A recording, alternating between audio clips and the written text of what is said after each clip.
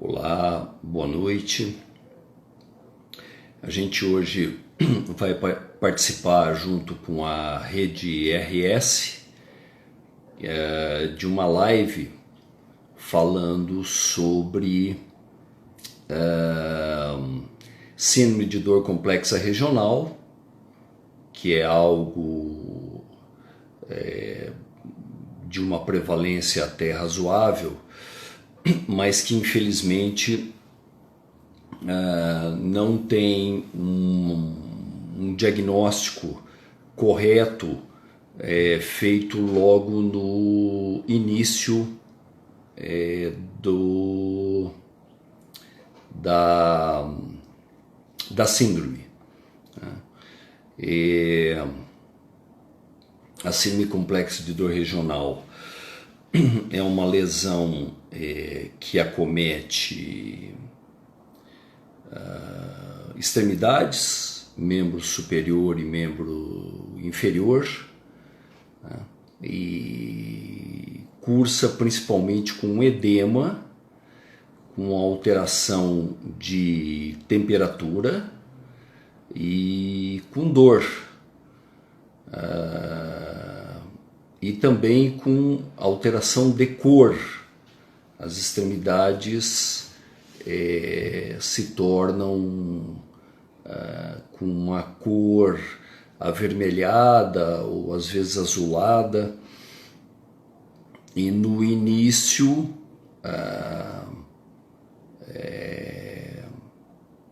a lesão ela é causada principalmente por um entorse, né, ou uma fratura, ou em alguns casos não necessariamente precisa haver entorse ou fratura. Em 5 a 10% dos casos, os pacientes podem desenvolver síndrome de dor complexa regional sem nenhum evento precedendo a lesão. É muito comum a gente receber pacientes com um histórico muito longo já de dor e de alterações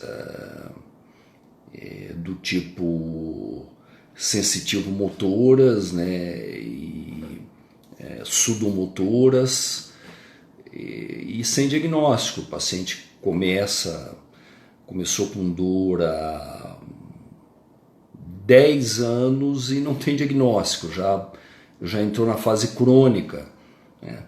Então o que a gente nota muito é ainda um déficit importante de uma grade nas escolas de medicina para falar um pouco mais sobre a síndrome de dor complexa regional, né? Tem aqui a Renata, que faz parte do grupo, né, dizendo que no caso dela foi causada por uma cirurgia de túnel do carpo, né? Houve uma lesão do nervo e desenvolveu a distrofia. É muito comum, né? Como causa, né? As cirurgias têm até 23 a 25% das causas de distrofia simpático-reflexa são causadas por cirurgias, mais uma parte por fratura, por torção, né? E muitos casos de 7 a 10% não existe uma causa. O paciente simplesmente começa a desenvolver a síndrome, mas não tem uma causa aparente para que isso aconteça, né? E muitas vezes a lesão ela é confundida com um quadro inflamatório normal e é tratado como tal, com um anti-inflamatório e analgésicos comuns, e acaba não tendo o efeito que o paciente gostaria, que é o efeito analgésico e de melhora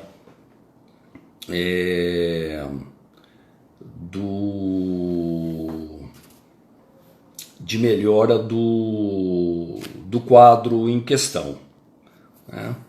Eu ainda aqui estou aguardando o chamado da rede. O pessoal da rede ainda não me chamou, porque a princípio ia ser uma live em dupla com a rede, né? Pessoal da rede que está me assistindo aí, por favor, fala lá pro organizador para me chamar aqui para a gente fazer a dupla.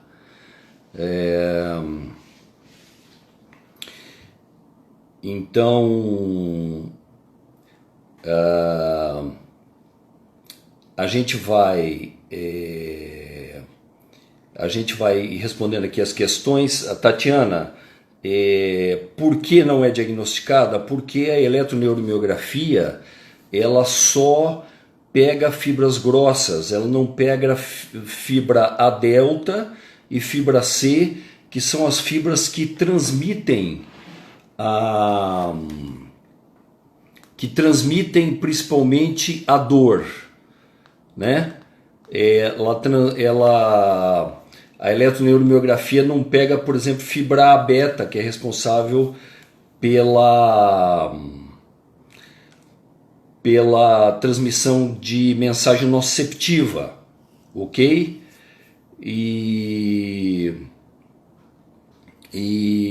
a eletroneuromiografia ela pega bem fibra motora, neurovegetativa e fibra de toque e pressão. Ela não faz o diagnóstico de lesões de fibra fina, que são fibra C e fibra A delta. Ademir, tudo bem, meu amigo? Prazer em falar contigo. Quanto tempo não te vejo, cara. E eu penso que o grande problema é que os pacientes, 90% dos casos, só recebem tratamento paliativo, ok? E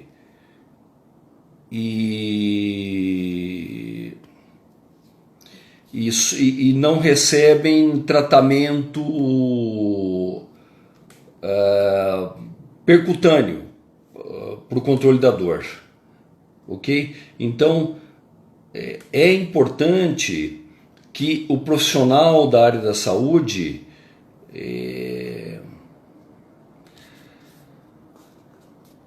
o profissional da área da saúde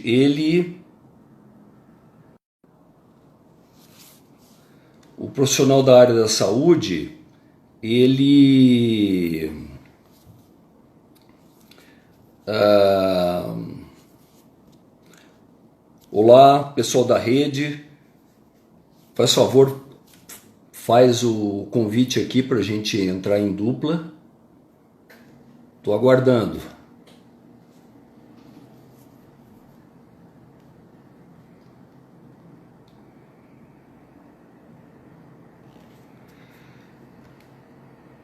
Bom, o pessoal da rede ainda não solicitou.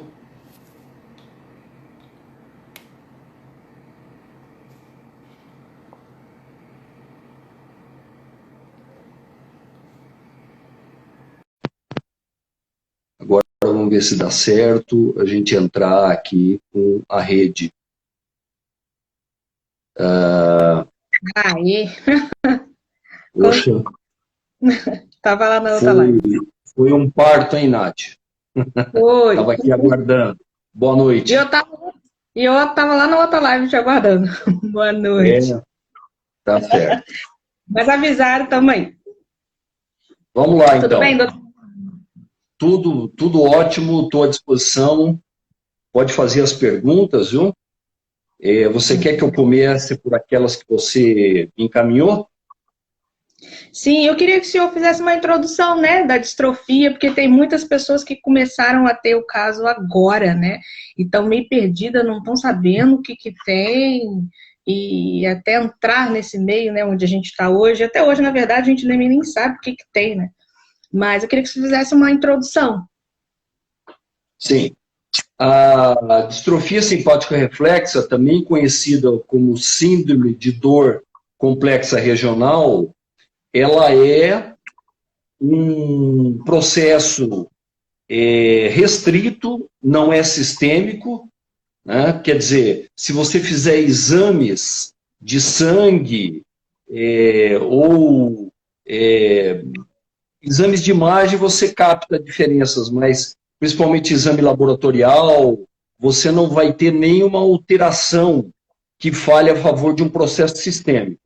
Ela é um processo localizado, né, onde o paciente, depois de um traumatismo, tipo uma torção, uma cirurgia, o paciente que teve um AVC, ele pode começar a apresentar calor local, edema e alteração de sensibilidade. Ele pode ter uma parestesia, uma desestesia, ou ele pode ter dor, né, que pode acontecer de o paciente ter edema e calor e não ter dor, ou ter dor muito pouco intensa. Mas o que a gente nota, na maioria das vezes, é que o paciente, em mais de 30% dos casos, apresenta dor. Mas não é incomum você ter a distrofia e não sentir dor, né? Agora, o curso dela é um curso que a gente chama de quente, né, que é a fase superaguda.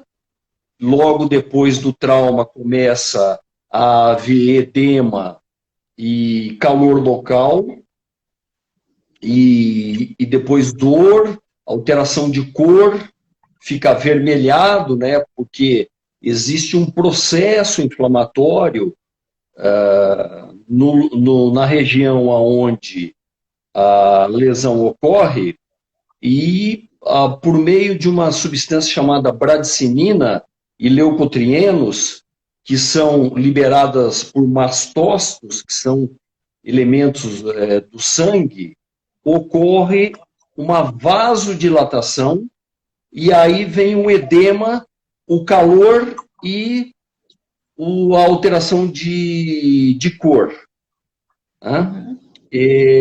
Muitas vezes é confundido com um processo inflamatório simples, e o paciente toma anti-inflamatório e não melhora, né? E aí vai passando de profissional em profissional e não vai melhorando, e muitas vezes o paciente entra na fase crônica da doença, que já é a fase atrófica e aonde o membro já ficou frio.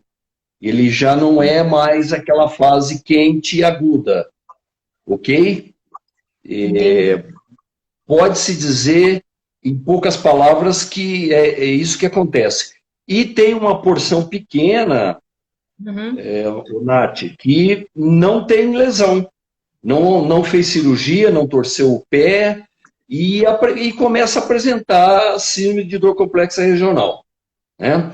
Uma pergunta muito comum, às vezes o paciente chega no meu consultório dizendo que ele começou a apresentar no membro superior direito e depois de uns 3, 4 anos começou a apresentar no esquerdo também, sem um fator causal. Isso pode acontecer em até 10% dos casos, e está relacionado principalmente a uma sensibilização do sistema nervoso central, ou seja, medula e encéfalo, que causa essas alterações tróficas no membro, principalmente contralateral. Pode ser do mesmo lado ou pode ser diagonal, você ter na mão direita e na perna esquerda. Entendi. Por isso que então se espalha pelo corpo, né? O famoso, ela é degenerativa, no caso. Não necessariamente ela precisa se espalhar.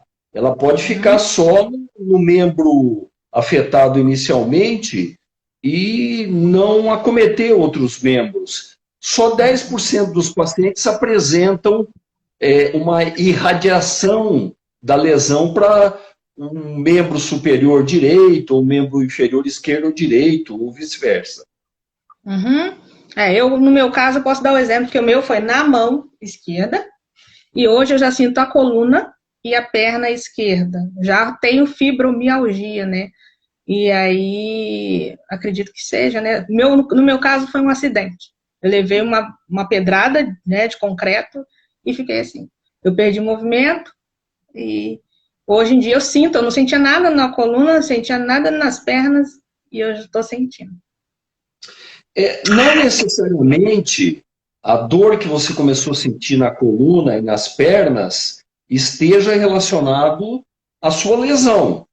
Pode ser um evento isolado, né? Pode ser que você, em determinada fase da sua vida, pudesse ter dor na coluna e dor irradiada para membro inferior, que é a lombocetalgia, sem ter tido a distrofia simpático-reflexa.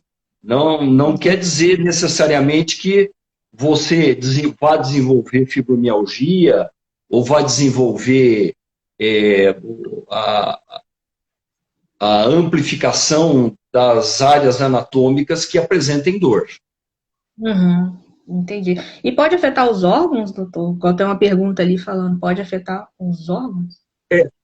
Veja bem, tudo que dói cronicamente pode, de alguma maneira, afetar qualquer órgão. Por quê? Quando você tem dor crônica 24 horas, o que está acontecendo? Você está liberando glicocorticoide pela glândula suprarrenal e você está liberando catecolaminas também pela glândula suprarrenal, né? As catecolaminas, a noradrenalina e a adrenalina, elas têm a capacidade de aumentar os casos de arteriosclerose, de hipertensão, né? O aumento de glicocorticoides pode aumentar a glicemia, né? E o paciente até desenvolver um quadro de diabético, se ele já for um paciente que tem a tendência a ter diabetes, né?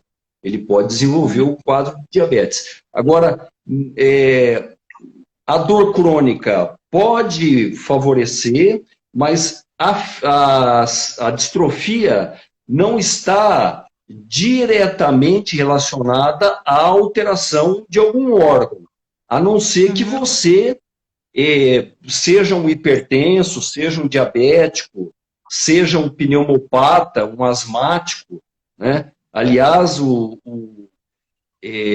as alterações do paciente asmático, os mesmos achados do asmático podem ser os achados do paciente com a distrofia. Tá? Então, não é a distrofia que causou a tua encefalopatia, a tua broncopatia, né, ou a sua doença metabólica. Mas a dor crônica, sabidamente, ela diminui a qualidade de vida, né, e ela pode implicar, principalmente em ansiedade, em depressão, que devem ser sempre muito bem avaliados e tratados pelo profissional.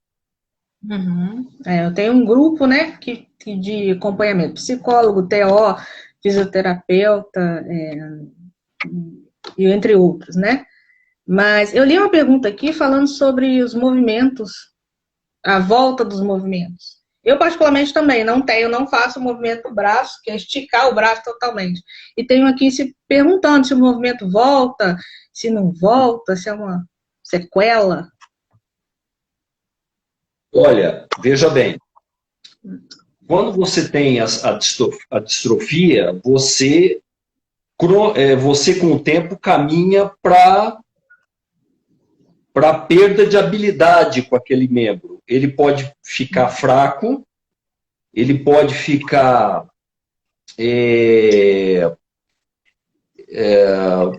atrófico, né, pela falta de uso. Ele pode ficar distônico, ou seja, perde a tonicidade. O paciente pode apresentar tremor no membro afetado. E o que acontece? É muito importante, nesses casos, a reabilitação.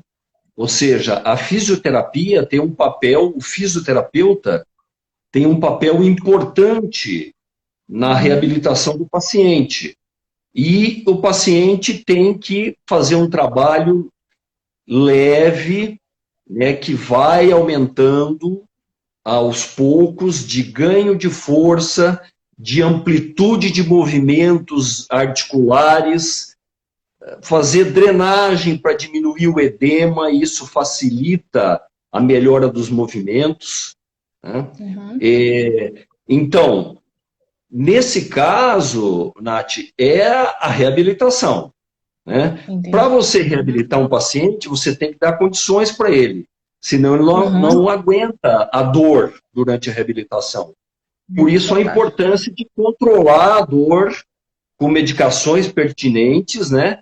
E com os bloqueios percutâneos, que tem uma gama até razoável para tratar o paciente portador. Entendi. Tem outra pergunta aqui. Gostaria de saber sobre a cirurgia do síndrome do túnel do carpo, tendo sequela como DSR. Existe isso? Muito. Muitas. É uma das grandes causas de distrofia em membro superior. Não quer dizer que você vai ter. Tem gente que tem por fratura de punho, né? Tem gente que tem por uma outra cirurgia na mão ou no punho. Normalmente, o maior número de cirurgias eletivas na mão, eletiva, né? Não paciente que teve lesão com rompimento de tendão, fratura, né? Normalmente é a síndrome do túnel do carpo, que ela começa no túnel e vai até uma parte da mão para liberar o túnel, né? E para descomprimir o nervo mediano. Normalmente, os pacientes desenvolvem a síndrome complexa regional do tipo 2, né? Que é aquela que tem raiz nervosa envolvida. Ok? Mas é uma das causas de distrofia. Cirurgia, descompressão do nervo mediano. Túnel do carpo. Entendi. Deixa eu ver se tem outra aqui. O pessoal quer saber sua opinião sobre o neuroestimulador medular. Muito interessante essa pergunta. O neuroestimulador... Oi? É uma novela esse neuroestimulador. Não, ele, cada vez mais, ele está demonstrando ser eficaz no tratamento da distrofia, né, principalmente quando a distrofia do tipo 2, que tem raiz nervosa envolvida, mas a do tipo 1 também. Né? O que é que se faz? Se coloca um eletrodo lá na medula, exatamente no local aonde os nervos que levam a dor da região da onde ela ocorre até o corno dorsal entram na medula. Então o eletrodo fica estimulando aquela região e aquela região estimulada, ela diminui a entrada de mensagem dolorosa que vai até o córtex cerebral, né? E ela também diminui a chamada alodínia, que é aquela dor que o portador tem, só de passar o dedo o paciente já sente dor. E a hiperalgesia, né? Que é aquele processo de você dar um beliscão que deveria doer 1 segundo no paciente portador de distrofia, dói 30 minutos. Então, o neuromodulador ajuda muito na dor profunda e na alodínia. Só que os estudos mostram que ele tem um tempo de ação muito positivo até 2 anos após a sua instalação. Depois de 3, 4, 5 anos, a resposta do neuromodulador é a mesma resposta que um paciente teria fazendo fisioterapia. Mas nos 2 primeiros anos, segundo os artigos, né, não sou eu que estou aqui inventando isso, nos primeiros 2 anos o neuromodulador tem um papel muito importante no controle da dor e, consequentemente, na melhora da função, né? Porque daí o paciente perde o medo de movimentar, volta para a fisioterapia, ganha massa muscular, melhora a força de preensão, né? Se for em membro superior, em membro inferior também. Normalmente, a síndrome complexa de dor regional é mais comum em mulheres, numa relação de 3 ou 4 para 1, e muito mais frequente em membros superiores do que em membros inferiores. O que mais a gente tem visto no grupo é o membro superior mesmo. O membro superior é o mais acometido. É verdade. Já na criança, a criança pode desenvolver também. A criança entre 11 e 12 anos pode desenvolver a síndrome complexa por uma lesão pequena até, né? Mas na criança ela é mais frequente em membros inferiores. E ela tem um perfil de evolução mais favorável que no adulto, né? No adulto, normalmente, a idade da mulher que desenvolve é aquela mulher que está entrando na menopausa, né? Entre os 45 e 55 anos. Não quer dizer que outras faixas etárias não possam também desenvolver a distrofia simpático-reflexa. Teve uma menina no grupo, a mãe até, que é responsável, está no grupo, acho que eu não sei se ela tem 12 ou 13 anos, vou pedir para o pessoal falar aqui, mas ela também ficou um tempo sem andar, e agora que voltou, mas assim, requer muito cuidado, né, dos pais, da mãe, é difícil, colégio, adaptação, é bem complicado. O tratamento, Nath, de qualquer paciente com distrofia, ele é um tratamento interdisciplinar. Não adianta só você contar com a ajuda do especialista em dor, né? Até teve uma pergunta aqui de alguém perguntando quem são os especialistas mais indicados para tratar um paciente com a distrofia. O tratamento é interdisciplinar, é o fisioterapeuta, é o terapeuta da dor, o médico especialista em dor. Por que o médico especialista em dor ele tem uma capacidade maior de tratar os pacientes? Porque nós temos o conhecimento da intervenção, nós fazemos os bloqueios, né? Então, nós temos ferramentas a mais para oferecer para o paciente, que são os bloqueios, visto que aquele paciente que já tomou todas as medicações possíveis para o tratamento da dor e não melhorou, o padrão ouro para o tratamento desse paciente é o bloqueio simpático. Melhor até do que a implantação do neuromodulador. Bloqueio simpático com anestésico local seriado. Não adianta querer achar que vai fazer e vai ficar uma maravilha. Tem que fazer uma série de bloqueios, né? Isso vai melhorando a intensidade, a frequência da dor, o tempo de duração, vai melhorando o trofismo, a força, o paciente responde melhor ao tratamento, né? Então, também a psicoterapia é muito importante para tratar a ansiedade e a depressão desse paciente, né? A reabilitação com o fisioterapeuta ou o fisiatra, o médico fisiatra. E a gente não pode esquecer que existem alguns tratamentos que podem ser usados por clínicos, como, por exemplo, a infusão de lidocaína endovenosa. Eu tomo ela. Lidocaína. Exatamente. Ela ajuda bastante. Então, você cria um pool de ferramentas medicamentosas, intervencionistas, que, em conjunto, dão um bom resultado. Não existe, né, algo milagroso, algo que, né, panaceia, que a gente chama, que você vai oferecer ao paciente e ele vai se curar com aquilo só. Existe uma quantidade grande de possibilidades terapêuticas e o paciente deve lançar mão de todas elas, e o profissional da área da saúde também. Sim. Eu comecei com a lidocaína e eu conseguia ficar 10 dias com dor amena. Não saía totalmente a dor.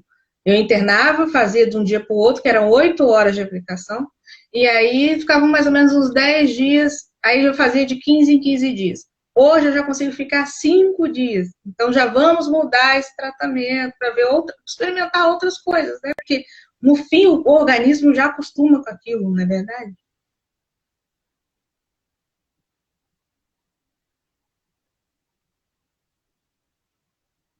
Travou.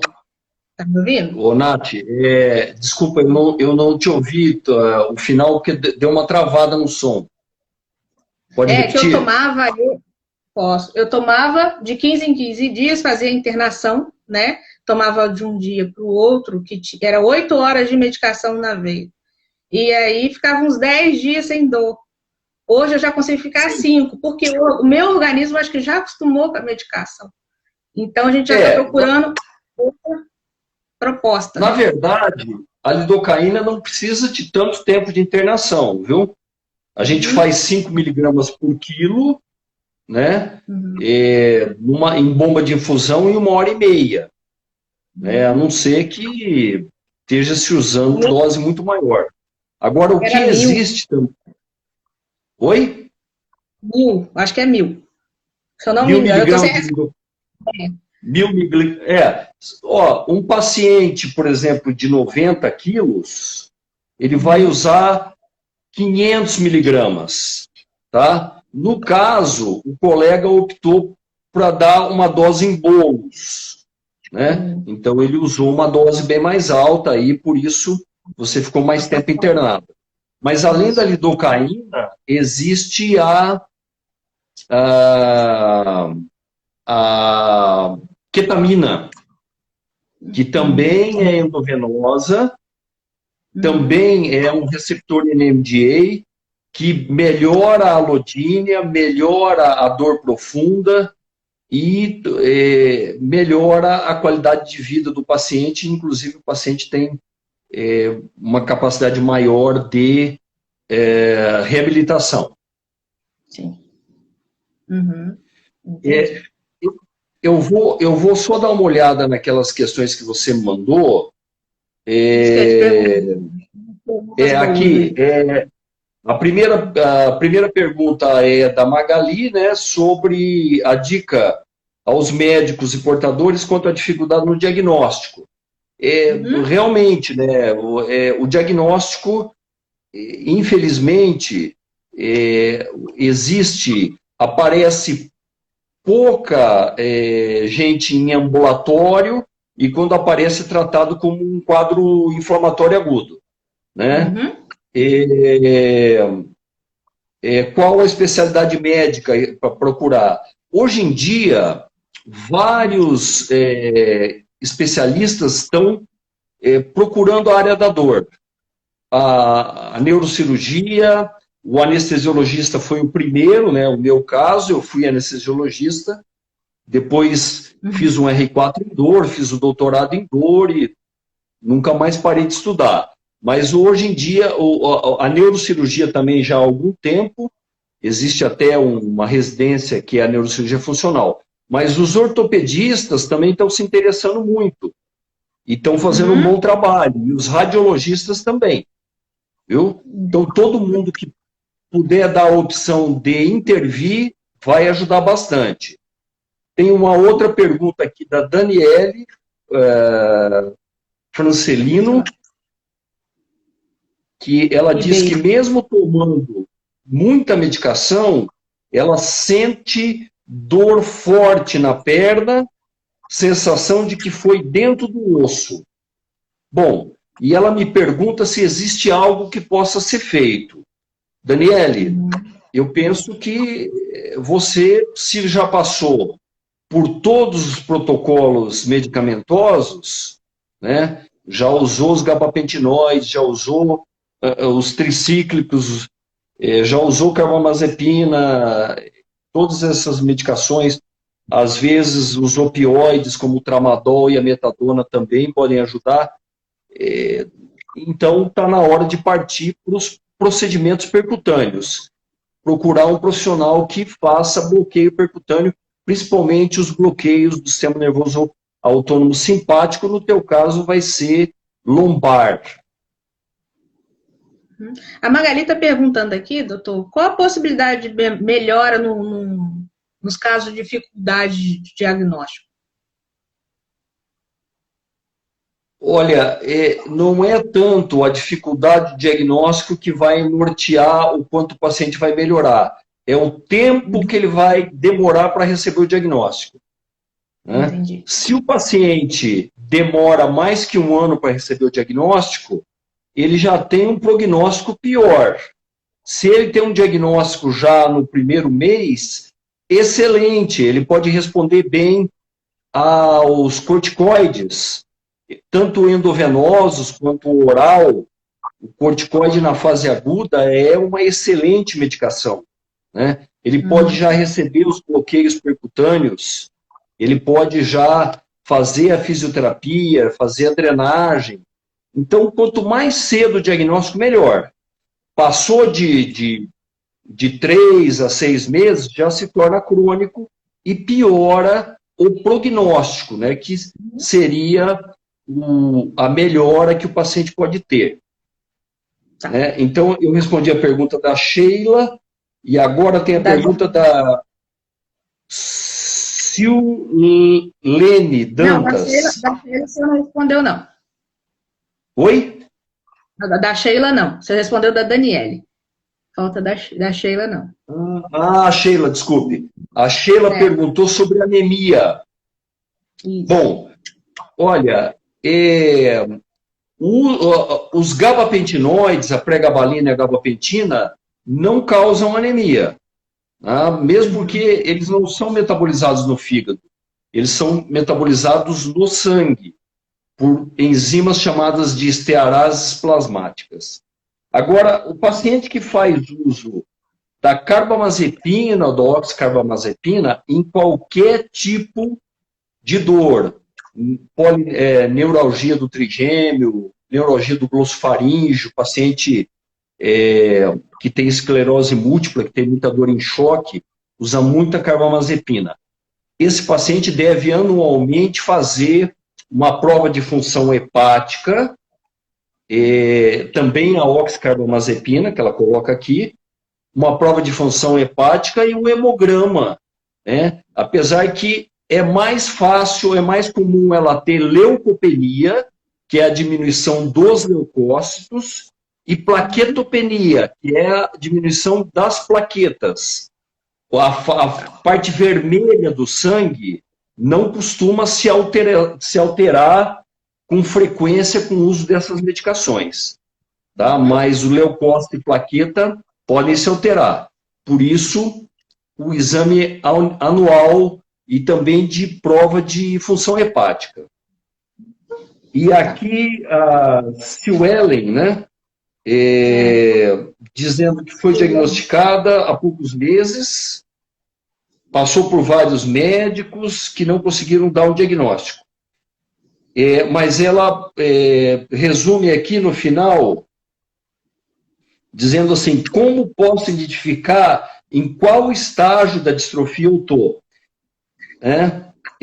Bem, se você ainda tem edema, calor local e aumento e alteração de cor, né? Você está na fase aguda, que é a melhor fase para tratar, que é a fase quente. Né? Quando você entra na fase fria, que já existe uma atrofia de tecidos, a pele fica brilhante, né? O paciente começa a apresentar osteoporose, aí é um grau mais avançado, né? Que também tem tratamento, mas tem que ser um tratamento mais enérgico. Uhum. Né?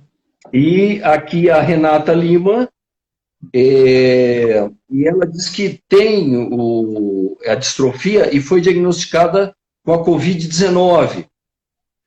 Né? Ela estava com as dores controladas, assim, razoavelmente controladas, mas voltou a ter dor insuportável depois da virose. Uhum. E voltou a ter vasodilatação. Bom, não é especificamente o SARS-CoV-2 que é o vírus que causa a Covid-19. Covid-19 é a doença. O vírus chama SARS-CoV-2. Tá? E o coronavírus é um vírus já muito antigo que sofreu uma mutação para SARS-CoV-2 que provoca a Covid-19. O portador de distrofia, qualquer doença que cause inflamação pode piorar a distrofia. Então, você pode ter tido uma gripe por influenza que piora a distrofia. Por quê? Porque os quadros gripais, eles causam inflamação em várias partes do corpo. Ainda mais num paciente que tem uma região localizada com uma alteração tão importante de inflamação num local só e alterações sudomotoras, né, que são relacionadas ao edema e à sudorese, né, alterações motoras, alterações sensitivas, né, e alterações termomotoras. Uhum. Então, pode-se dizer que nós temos de risco? Pois não. Pode-se dizer que a gente é do grupo de risco? Não quer dizer que vocês tenham uma facilidade maior de ter o vírus, de contrair a doença. Tá? Uhum. Mas porque a doença. Porque a distrofia não é uma doença sistêmica. Uhum. Não é como um diabetes, não é como uma insuficiência cardíaca que tem implicação sistêmica, tá? Uhum. Uma asma que tem implicação sistêmica.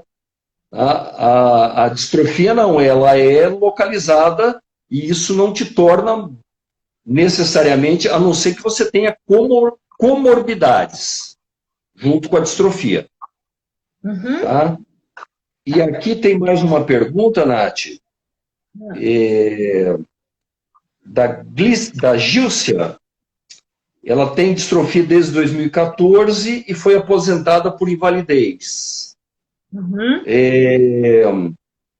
Ela fez uma eletromiografia que foi constatada lesão de nervo no braço direito. Ela não pode cozinhar, dirigir, tomar banho sem ajuda. Não consegue lavar o cabelo, não consegue digitar e a escrita está comprometida. É possível reverter lesão de nervo periférico? Bom, se ela teve uma lesão que cortou o nervo, por exemplo, quando um nervo fica de forma muito fortemente comprometida, quando você tem uma lesão que fica uma parte de um lado e outra parte do outro. Se você tem uma lesão do nervo que corta uma parte dele ou que perfura, ele consegue se recuperar. Agora, quando você secciona só com microcirurgia para refazer o trajeto do nervo. Então, se ela teve uma lesão desse tipo, que seccionou o nervo, ela deve procurar um especialista em mão, se é no membro superior, né, no caso dela, que tenha habilidade para fazer rafia de nervos periféricos e tentar uma reabilitação através dessa cirurgia. Tá? Porque pelo que ela me diz, pelo que ela está me dizendo, ela fez uma lesão tão importante do nervo que ela perdeu os movimentos. Né? Ela não tem mais movimento porque o nervo não manda mais impulso motor. Entendi. Tem casos que tem tempo que não dá nem mais para fazer cirurgia, né? Assim, acredito. Sim. No começo, acredito que seja mais fácil. Era mais fácil porque com o tempo se forma um neuroma na ponta do nervo. Mesmo assim, existem técnicas de alguma maneira, fazer, né, refazer o trajeto do nervo. Mas quanto mais cedo, melhor. Quanto mais cedo não ocorreu alterações importantes inflamatórias no nervo que levaram a alterações anatômicas que podem prejudicar o resultado final da cirurgia. Entendi. O senhor consegue ver aí se quer ver alguma pergunta que o senhor possa estar respondendo? Já fiz durante um ano, fiz simpatectomia lombar e fiquei sem dor só um mês. Dos vários bloqueios, tem várias perguntas aqui. E dos vários bloqueios, não sei o que fazer, tem a dor há 8 anos. Bom, como eu já disse, um bloqueio só é pouco. Tem que se fazer vários bloqueios para se ter uma melhora efetiva e junto vai fazendo uma lidocaína endovenosa, tenta a ketamina endovenosa, também funciona muito bem. Sempre saber se é do tipo 1, do tipo 2, né? A lesão. Agora, não pensem que um bloqueio vai ser a salvação. Né? Tem que se fazer 3, 4, 5 bloqueios para ter uma boa resposta. Tá. Doutor, tem uma pergunta. Pode falar.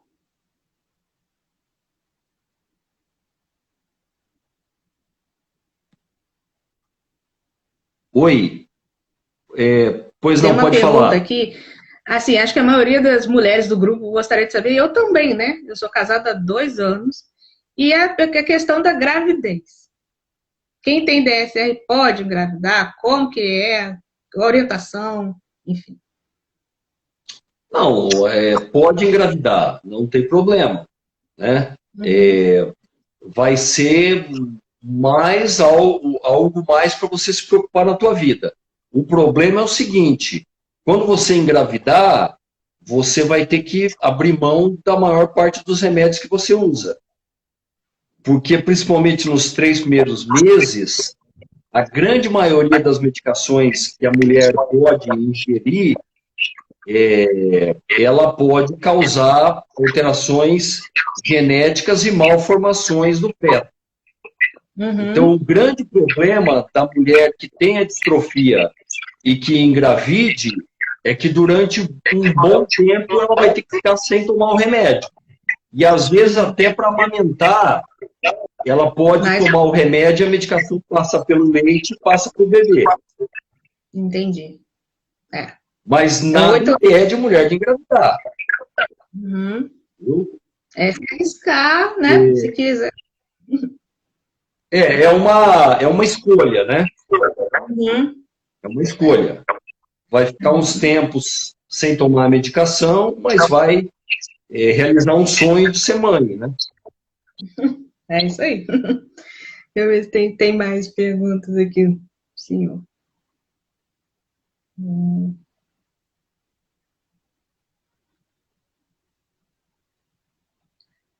Estão perguntando por que não existe protocolo para atendimento para portadores? Olha, a gente consegue falar pela gente, né? Ainda a especialidade, a figura do especialista em dor é muito nova no mundo. Ela começou depois da Segunda Guerra Mundial. Então, esse perfil de especialista em dor ainda é muito novo. E a população ainda não sabe da existência do especialista em dor. Muitas vezes eu recebo até hoje, né, no meu consultório, pacientes que chegam e falam: doutor, eu não sabia que existia especialista em dor. Isso que eu já dei entrevistas incontáveis em jornais e televisão. Então, a cultura do especialista em dor ainda não está difundida. E, infelizmente, isso atrapalha um pouco que esse paciente tenha um tratamento, um diagnóstico e um tratamento mais especializado logo no início, porque, normalmente, o especialista em dor consegue fazer o diagnóstico. Né? E como eu disse, agora como está aumentando o interesse de várias especialidades na área, eu acho que vai ficar mais fácil. Né? Mas realmente um protocolo em posto de saúde não tem como, porque o posto de saúde é um local de atendimento primário, né? Não é de atendimento super especializado como é uma distrofia. Né? E já nos atendimentos especializados, o paciente deve procurar aquele profissional que tem um perfil mais voltado ao estudo e tratamento desse tipo de síndrome dolorosa. Entendi. Tem outra pergunta aqui?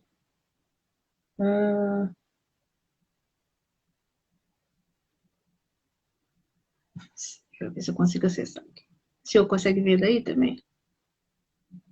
É que travou na última pergunta. Temos tempo? Aqui tem... eu não fiz cirurgia, tive uma fratura do segundo metatarso com torção do tornozelo. Mas vejo uma situação ruim, tenho perca de pelo, vermelhidão, choque, e também com o frio aqui no sul, meu pé fica roxo. Pois provavelmente uma distrofia de membro inferior, né? Se essa paciente já tem isso há muito tempo, né, ela não diz aqui o tempo já de evolução, ela deveria partir para um tratamento especializado. Né? E aí ela já vai se beneficiar com a lidocaína, ketamina endovenosa, com os bloqueios do sistema nervoso autônomo, né? E também, em alguns casos, com neuromodulador. E o paciente com sequela irreversível permanente, como que ele prossegue? Tem uma pergunta aqui: paciente com sequela irreversível e permanente, como proceder? Há mais de 10 anos com essa sequela. Olha, nesse caso, talvez esteja aí indicado o neuromodulador. Né? Esse paciente ele deve se afastar do trabalho, né? Ele tem que procurar uma perícia para ganhar uma aposentadoria por invalidez, porque 30%, estatisticamente, 30% a 40% dos pacientes não conseguem trabalhar e os outros 30% pedem para trocar de função dentro da empresa ou da instituição que ele trabalha. Né? Alguns com casos mais leves conseguem continuar trabalhando e até querem continuar trabalhando para melhorar a estima e não ficar deprimido dentro de casa. Né? Mas a primeira coisa que eu acho assim, um paciente desse deve procurar o INSS, conseguir uma aposentadoria e ter tempo para se tratar. E aí procurar um tratamento enérgico, né, com os bloqueios, com a fisioterapia, com a psicoterapia, com a terapia ocupacional, que também pode ajudar. Tem muita coisa que pode ser feita. Eu recebo muitos pacientes, às vezes, na clínica, que chegaram na fase 1 do tratamento e pararam. Não foi proposto mais nada para eles. E tem muita coisa que pode ser feita ainda por eles, né? E quando você chega no INSS também, a queixa é muito grande de peritos perguntarem, não, isso não existe, distrofia não existe. A gente vê pessoal no grupo comentando, né? Isso não existe. Então, aí acaba liberando, aquela pessoa não consegue se movimentar, não consegue trabalhar, não consegue ficar sem nada e fica sem o salário, sem o emprego e não podendo se cuidar, né? A Magali, inclusive, falou comigo esses dias, né, que teve uma reunião com uma senadora. Eu penso que isso tem que ser tratado em níveis superiores ali, né, na Secretaria de Saúde, né, alguém tem que chegar lá com as pessoas que mandam na saúde e mandam na Previdência no Brasil e conseguir provar para elas que a doença existe e que causa muito mal às pessoas, né? Tem uma pessoa infelizmente, falando que é psicológico, é uma doença psicológica, coisa da cabeça. Infelizmente é uma falta de conhecimento, né? O profissional vai lá e vê que a mão está inchada, vermelha e quente, ou ela está com a pele fina, brilhante, dolorida, atrófica e fria. E dizer que é psicológico é falta de conhecimento. Uhum. Tem uma pergunta aqui, doutor, do Marcelo. Doutor, por que se perde o desejo sexual quando você é portador? Não é exatamente o fato de ser portador. O desejo sexual ele está muito relacionado a doenças crônicas, né, que causam sofrimento. Então, o paciente fica tão absorvido pela doença, pela dor, pelo sofrimento, né, que ele, às vezes, pode ter uma diminuição do libido, tanto masculino como, principalmente, o sexo feminino. Tem uma diminuição mais intensa da libido. E, hoje em dia, já existem tratamentos muito efetivos, né, de reposição hormonal que podem melhorar o desejo sexual.